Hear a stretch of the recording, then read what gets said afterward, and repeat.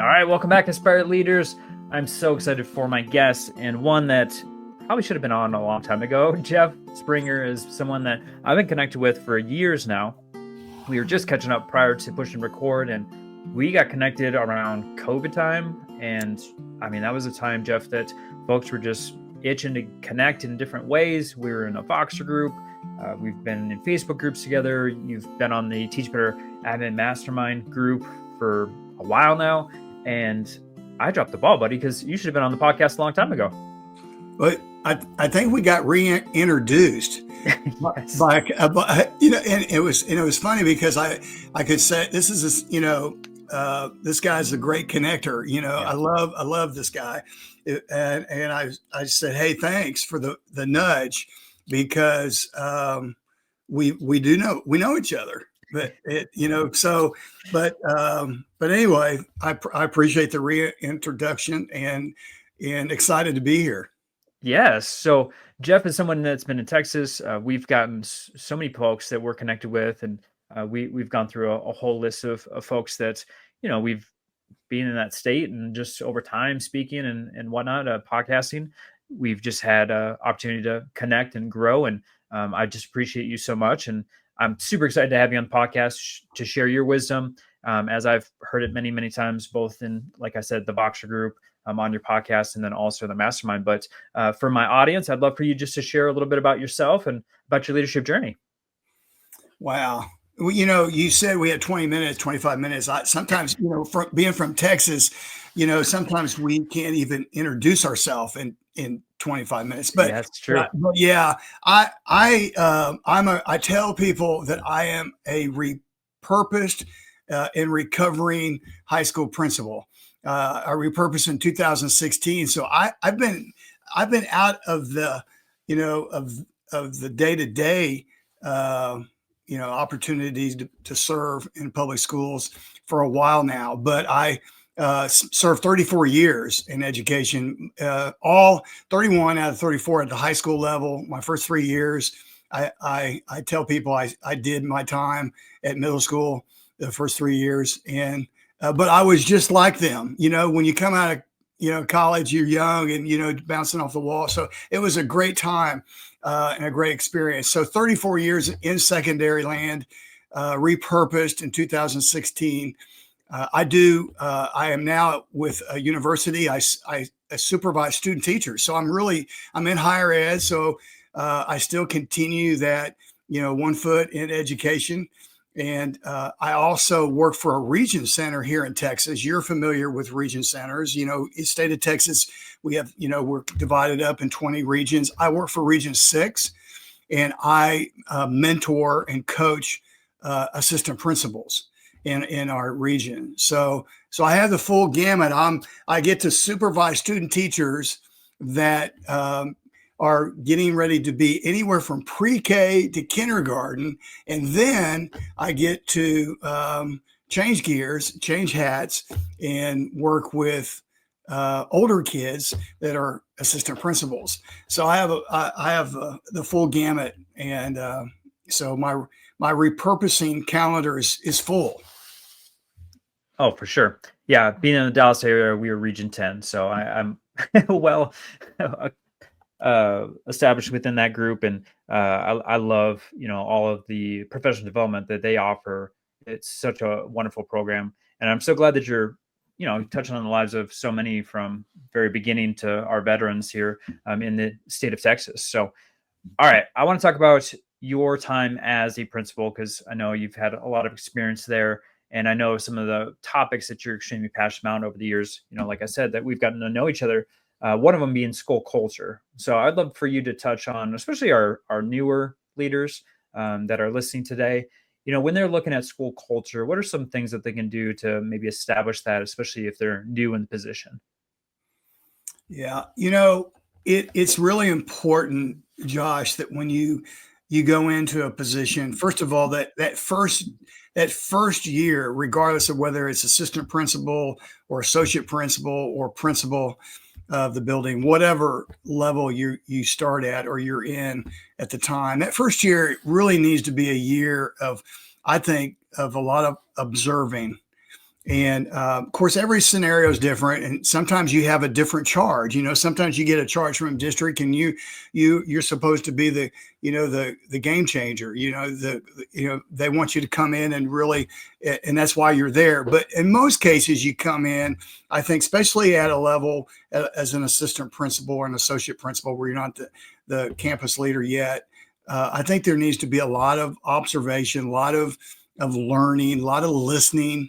And and then looking at ways to where you can add value, to the current environment. And because wherever you go, there's always positives, but there's also opportunities for you to put your own signature, to add value to those. So I always look at, okay, how can we create an environment where when people walk in the building, from the moment they walk in, that they know that there's something different, Josh, and those are so, it's difficult to describe sometimes. There's some, sometimes they're not really, really tangible. Some of those things can be created, but sometimes there's just simply no substitute for putting in the work and then also putting in the time. Yeah, I think the time piece too, and maybe you can speak on this, is just the relationship building, with your staff and those that you work with, because I think you're right. I think it's a feeling, it's a vibe that you get, and that can be from students walking in the building to parents walking in the front office to the staff going into a meeting. They can just feel that culture and that shift potentially that you're trying to impact. But I think at the core of it, and I know you're a believer of this, is as the leader of the campus or being an administrator, is that relationships are so key.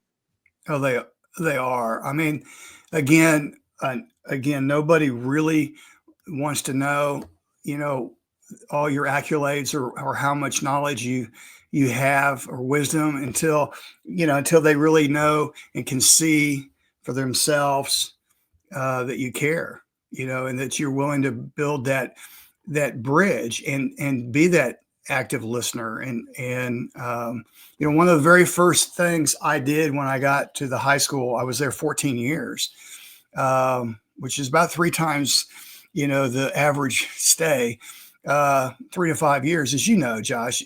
So for Yep. for various reasons, a lot of times they're for another opportunity or going to Central. I had no desire ever I wanted to be a high school principal at a large school in the state of Texas, and that's what we were as big as 2,800 at one time. Then we split and got down as low as 1,700. And when I repurposed, I think we were back up to about 2,200.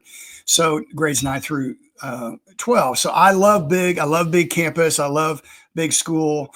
But there's so much opportunity. But what I wanted to do when I came in was I tell people this all the time. I wanted to be old quick. So and again, you can't turn the clock forward. You can't fast forward, because you do want to enjoy the journey and so forth. But there are, I found myself in front of large groups, large student groups, large parent groups, as soon as possible. I had like the first 100-day plan, and that was to be in the communities, being, speaking and sharing the vision and celebrating, what was already there. And again, getting back to what I did, one of the first things I did was ask the staff to fill out a survey to tell me what were 2 of the 3 things that made, and I was at Magnolia High School in Magnolia, Texas. What were 2 or 3 things that made Magnolia High School great? And then what are 2 or 3 things, if you were the high school principal, that you would do to make change? And so, obviously you put all that together and share, and you get a pretty good indication of what the perception is from the staff. And, obviously we all know that our perception, their perception can be 2 different things, but their perception, if that's their reality, then that's where you got to start. And so I never believe that you just throw everything out. There has to be some good. And then you just build on that. And that's what we did. Now it took a long time. It's kind of like moving a barge. You don't move, and sometimes you have to reap the benefits. You have to spend some time sowing. And so a lot of times when I talk to young administrators, I say, look, this is not going to be, you may not like to hear what I'm about ready to tell you, but to get to that point, we were there 14 years, and it was really not until the last 6 or 7 years that we really saw the benefit of the work that we did laying the foundation. And I think that's one of the issues with education today is that we have such, even at the administrative level, such lack of consistency that teachers and staff look at you and go, well, are you gonna be here 3 years from now or 2 years from now? So one of the things I always wanted to do was to let them know that I was there for the long haul. Was that every faculty meeting, every opportunity I had, I talked about 3-year goals, 5-year goals, 10-year goals, and they would go, "Oh my gosh, this guy's." At the beginning, some of them would say, "Oh yeah, we've had 3 principals in 5 years, yeah," but if that's what you lead with, and that's where and then you start show me, through your actions in your collaboration in those relationships that you're talking about, extending yourself, then people start believing that this guy, he's gonna be here. And so we're gonna, so you start empowering teachers and staff and students to start taking part. And as well as I do, once you get people with the vision, on the vision, and they start feeling like it's their vision, then the culture moves and the culture changes and things happen. Yeah, that's when powerful things happen. I want to touch on something you said, which is like seeking the positive and knowing that that exists within campus. I know that one of the things that you're really passionate about too is the strengths-based perception or conversations that you have with folks. And I'm just curious, as a principal, what did that look like on a daily basis for you? Yeah, so many times we're so geared towards sometimes coming in and looking at the deficiencies. Yep. And we do need to look at the brutal facts. I mean, we can't, be blinded. We have to sometimes have those critical conversations. But I always felt like we needed to give opportunity to light fires under people, rather than to encourage through encouragement, through seeking to look for the positives and building on those things, using the key programs already in the building that were at the level that you want the rest of the building to achieve. We talked about excellence to eminence. In eminence, we define eminence is when excellence becomes the standard. Because you can be, I'm a former football coach. Okay, I could have one excellent season in 5 years, but when I repeat excellence year after year after year, then it becomes eminence. And so what we did is we would point towards those programs in our building that were already there. And then we would say, okay, we want you to aspire to this level. And so modeling is so, sometimes we just tell people what's wrong without giving them the model. And we didn't, but again, we weren't going to become that school of excellence to eminence unless we built it on a foundation of those relationships that you mentioned. Oh, I love it. All right. I've been throwing up your website, Jeff, through our conversation. For those who are watching on YouTube, playmoretoday.org is your website. And I'm guessing people are going to be like, what does play got to do with anything that we're talking about today? I know this is a passion of yours too. So would you please share out, why play more today in regards to your website, and how did you kind of encapsulate play into your role as an administrator? Um, our tagline is cultivating playful entrepreneurs. Mm, If I Administrators, principals, aspiring leaders need to be entrepreneurs. We need to see ourselves in education as entrepreneurs. I think we put our own limitations on ourselves. You know, I think in general society does that, but we accept it. We allow their narrative to be our narrative. And so we need to break the mold and to be the entrepreneur. How do we do things differently? How do we create a high school that's different than anywhere else? How do we have a culture when, as I mentioned, that people walk in and say, wow, there's something different here? We play.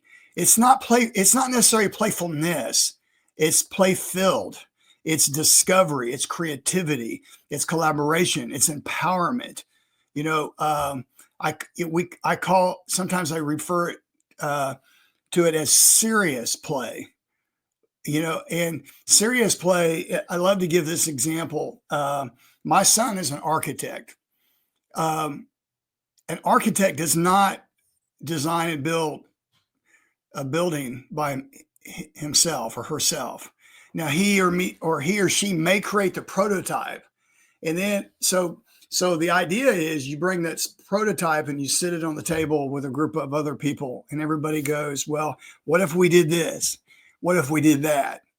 And then the architect takes all of those suggestions and goes back and rebuilds, recreates, reimagines, and that's play. That is serious play. And so, my doctorate is in transformational leadership, and my dissertation was on the perception of play by secondary school principals and its role in building a positive school culture. And most people, secondary people, we don't play. We should. All of a sudden, I mean, now that I'm in elementary land observing, I don't see a lot of play in elementary either. And now that I am a grandpa of a kindergartner and a first grader, it's almost like child labor. I mean, I see it all differently. I mean, first of all, that's a whole nother story. But why we send kindergartners at 7:30 in the morning until 3:30 in the afternoon when they're going to work the rest of their life? I mean, I am so grateful that my kindergartner and my first graders love school. But how long are they going to love school? And no wonder when they get to the high school, Josh, they don't like school because they've done enough worksheets or they've stared at a white screen. 10 years ago, I would plead with the teacher when I came in to do an observation to give me just a little bit of technology. Now I go, can you just please reinsert yourself? Because they don't need you if all they need is a Chromebook in front of them the whole period. So you don't need to be the sage on the stage, but if you're not important in the classroom, then they can just go home during, like they did in COVID, and open up the laptop and do it themselves. And so we've got to find a balance. And so we've got to play. We got to find some way to play. And there has to be intentional play in the secondary level. We have to be intentional about what we do. How do we create anticipation and surprise? What is it that you do as a teacher every day that a student would stand outside your door to get in? In 2011, I went to Wimbledon and I stood in 6 hours in what they call the queue. And that was just to get in Wimbledon. And the queue becomes almost its own element. You meet people. Matter of fact, I met a English couple that I'm still friends with to this day. They didn't have any children back then, and now they have, kids in elementary school. That's how long we've been friends via Facebook, and they live in London and so forth. But I digress. The point is why would I stand in the queues? Why would I stand 6 hours to get inside Wimbledon? Well, for the experience. because it's Wimbledon. Yeah, it's Wimbledon. What is the Wimbledon of your classroom? I mean, why would kids, when they schedule their dentist appointments, not schedule your class? Until say, Mom, I can't go during fourth period because I can't miss Mr. Stamper's class because I don't know what he's going to do today. Yesterday, he stood on chairs and tables. The day before, he took all the furniture out of our classroom.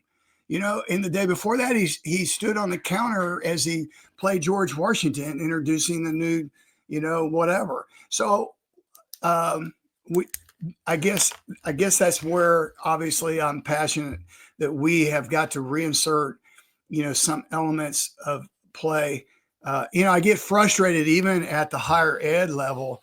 The higher ed level, sometimes they do things that we could never get away with at the public school level, secondary level, even still today, and so I don't know, again, so I'm really passionate about creating that environment where, first of all, kids want to be there.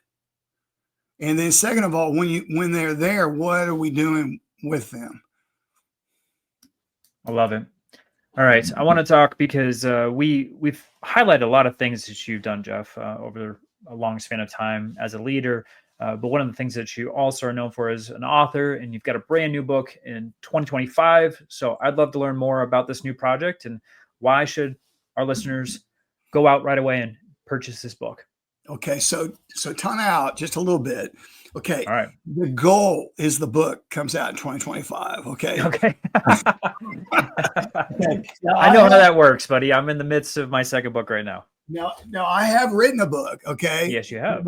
That's in my other world called Dad Prep, and that's in my ministry world. Of course, I believe what we do in education is ministry. So I used to tell people that when I was the principal at the Magnolia High School, that I had the largest congregation in the county. So under one roof. So I was the mayor of one very large body, but I've always felt like I have this other book in me, even though I swore, Josh, when I wrote that book, I would never write another book. So right now I'm in the process of writing, it's again, the power of play. It's, purposeful leadership and the power of play, and, preparation, purposefulness, and play. Those are the 3 Ps. So, what is it as aspiring leaders, as current leaders, if you influence, you're a leader. I tell teachers, have you ever noticed that teachers they don't like to consider, a lot of them don't like to consider themselves as leaders. That, they think leader is the guy down the hallway in the office. And I tell them, I said, they influence more than one person, you're a leader. Well, you have probably 130 students on your roll. So you're doing a lot of influencing, and students are leaders as well. They influence their siblings, they influence their friends. The choice is, what kind of leader do you want to be? So we prepare the very best we can. And 2 of the ways to prepare to be the very best is to be purposeful and to play. And so I'm taking, I'm going to follow really a very similar format in my first book. And it's going to be some weekly lessons or 52 lessons, aspects of what it means to lead as a principal, or a campus leader, in a very purposeful and utilizing the power of play, whether you're, considering your heart, considering your conversations, considering your vision, your mission, your goals, how do you infuse the, aspects of play? And really what that does, Josh, is gives you balance, in your life. And, even when you're talking about budget and finance and things like that, how can you insert elements? How can you make that more creative? So I'm hoping that this is won't necessarily be a cover to cover book. It'll be a crack open book at any place you open it.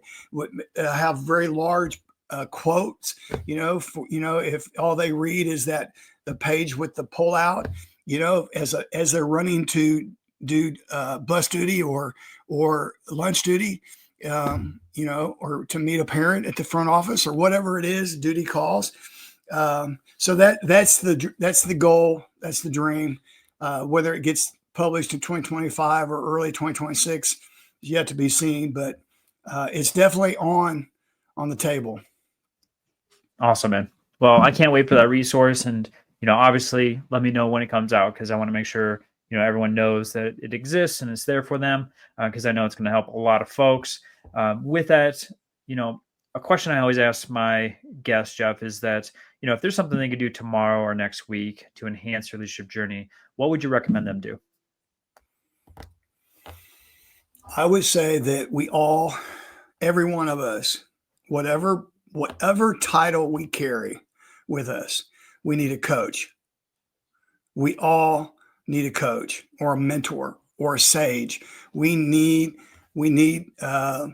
somebody that has sat in the same seat that we're going to sit in or we're currently sitting in, because nobody understands the role of a principal except another principal, or an assistant principal, or whatever role and so find that mentor, find that coach, be coachable, be willing and be coachable. Those are two things I tell my student teachers, because they're on the job. It's a year-long residency now. I don't know if you know that, but most student teachers now are on the job for the full year. They're in their placement 3 days a week in the fall, and then in the spring every day. So it really is like an internship, a year-long internship. But I tell them to defer often to their cooperating teacher and to be willing and coachable. The other thing that I would say that's equally important is to take initiative. And every one of you have something to give. Every one of you have a talent or a skill that we've been waiting on. So take the initiative to add that value to your team, to your campus, and to the stakeholders that you lead. Awesome. Jeff, I know folks are going to want more information. I mean, I already said your website, and I've been posting it on the screen for everyone that's been watching on YouTube. But for those who want to connect with you on social media, maybe get some more additional resources from you, what's the best way to connect? Other than the website, my email, and it's the same, jeff@playmoreToday.org. It's probably the best. Or you could text me, and we can put, I have no problem with that, sharing my cell. And, I'm on, I'm on Facebook, I'm on Instagram and all of those will be, I know you have them listed, will be in the show notes as well. Oh, for sure. Yeah, I think that's the easiest thing is, for folks just to go to the show notes or over at joshstamper.com. You'll have all the information here in regards to getting a hold of Jeff. And yeah, like I said, I've been connected with this wonderful leader for years, literally, and have gained so much insight just from conversations, like I said, on the various social media applications, and then also in our mastermind. But I think, like Jeff was saying, like, if you don't have a coach or someone that's talking into your life, or a community that you can go to, similar to what we were talking about with the mastermind, I mean, you need to find that immediately, because you can't do the job alone. You can't do it on an island, and you definitely need to seek those folks out. And Jeff is a great one to do so. So if you have any questions or you need any additional resources, please reach out. Jeff is wonderful about that, and we'll definitely put you on the right path. So with that, Jeff, I appreciate so much of your work, what you're doing in the state of Texas, all over the country, and how you're supporting both the beginning teachers and then our veterans. You're touching a lot of lives, and I just appreciate you so much. Well, I appreciate this opportunity, Josh, and this platform. And, this education thing is a pretty important opportunity for us to continue to grow each other and to grow, the next generations.